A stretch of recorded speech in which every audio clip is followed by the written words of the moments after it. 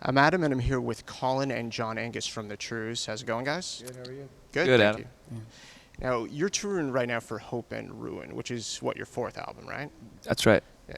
And I have to say, it seems like you guys are unable to not write hit singles.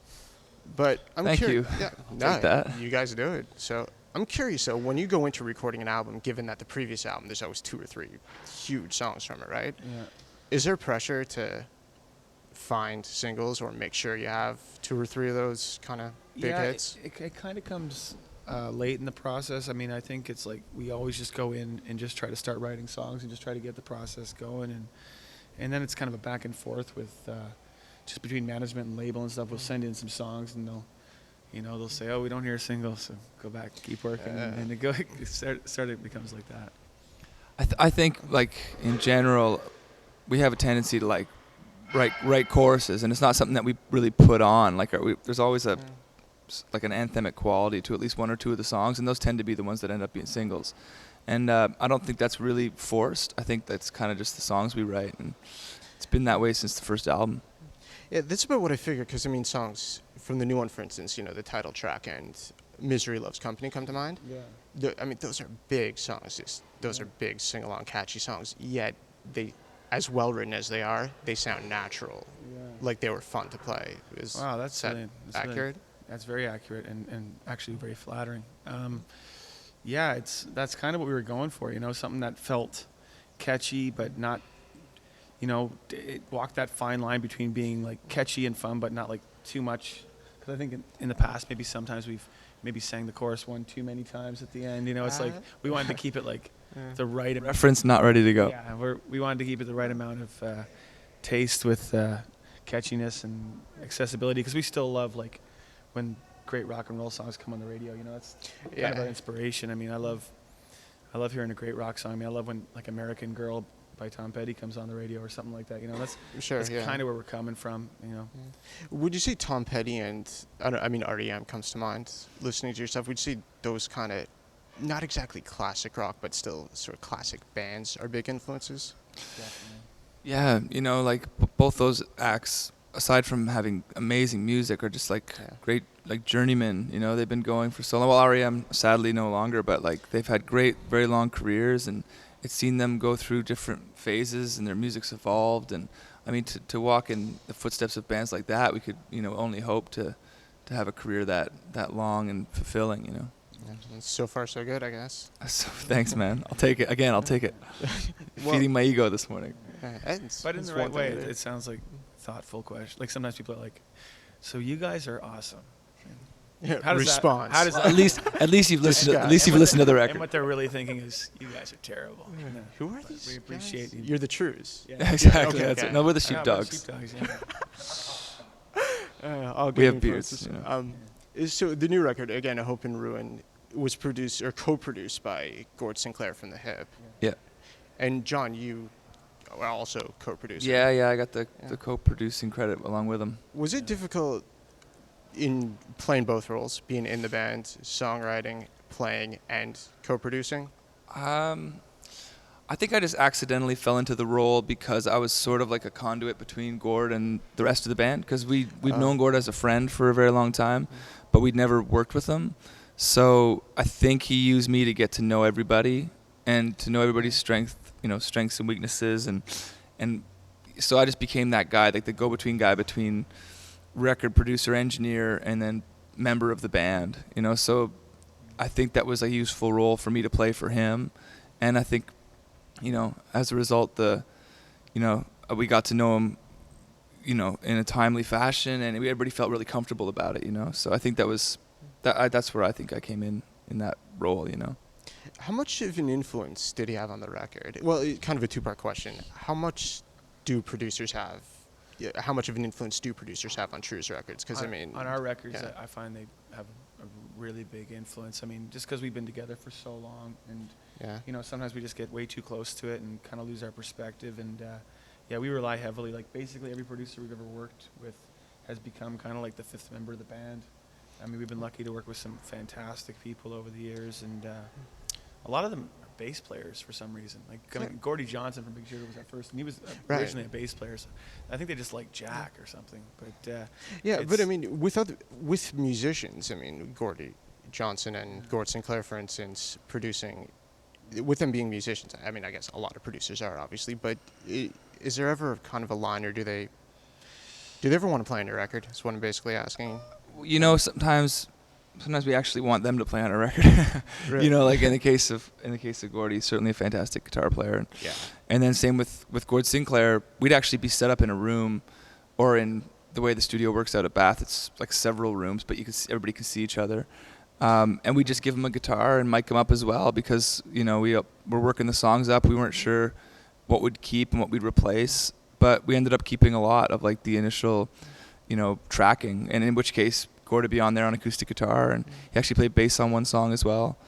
But as far as, you know, getting back to the influence of producers, I mean, if you listen to our 4 records, our 4 studio albums, there's like distinct sonic qualities, and I think that vibe and sonics are what we rely heavily on.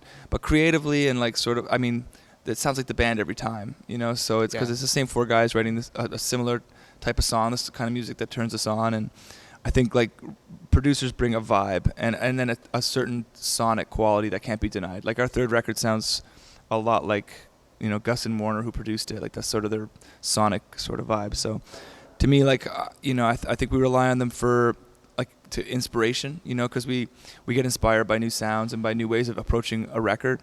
But I wouldn't say we rely on them the way like a Hilary Duff or a Jennifer Lopez relies on a producer, because I think they get them to write the songs for them, you know. But that's not really our vibe.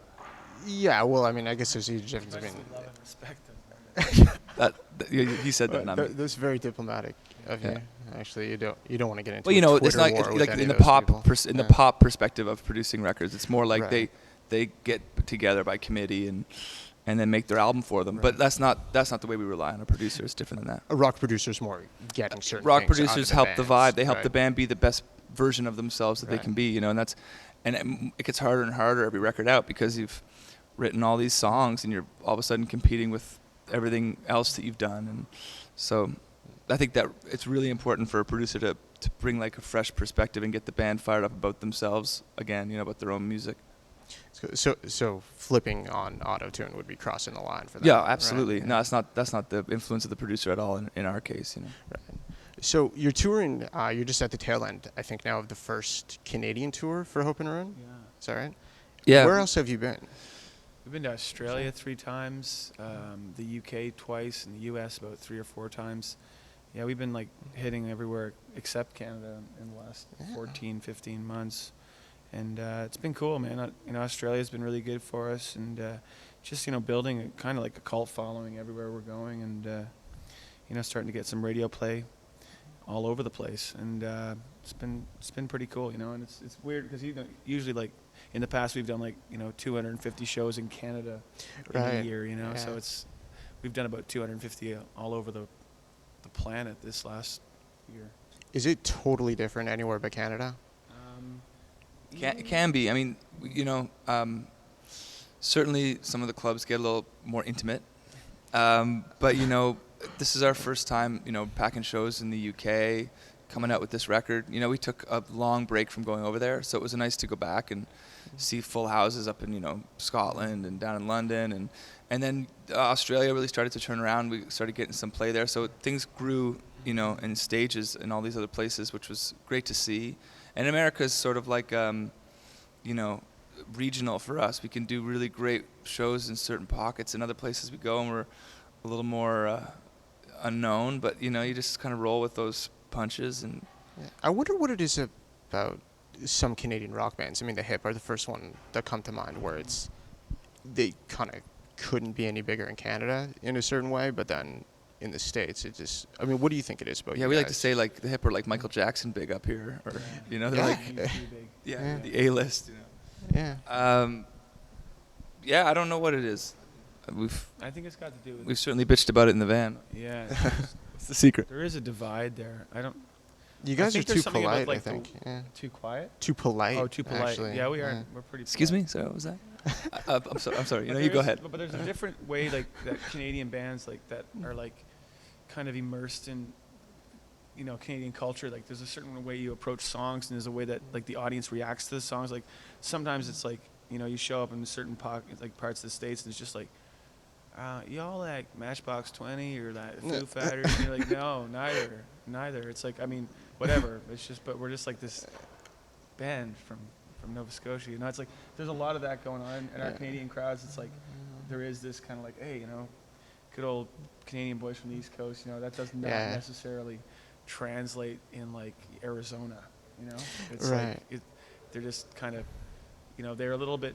There's definitely a little bit of a different way we approach writing rock and roll songs. That's not the same way a band from Birmingham, Alabama does it. And I don't know. It's something that we've definitely thought about on numerous occasions. But yeah, there is the divide. No definite answer, I guess. No the definite answer. Yeah, I guess it's kind of age-old question. I guess one other difference is here you can say you're from Antigonish near Halifax, Nova Scotia, as opposed to adding on Canada when you go to the States, right? Yeah. Yeah, Well- so what we hear, because we did a lot of touring in October, November of last year in America, and we hear that every night. Y'all are pretty good for a bunch of Canadians. Somebody actually said that to you? Oh, numerous people have said that to me. And we said, thank you. Thanks for coming to the show. Yeah, ever diplomatic. I appreciate it. Yeah. Well, I hope you guys become household names, but please don't leave Canada, really. Cool, man. Well, yeah, we won't. Thank you. And thanks so much for coming in. Yeah, thanks Best for of luck having with us. everything.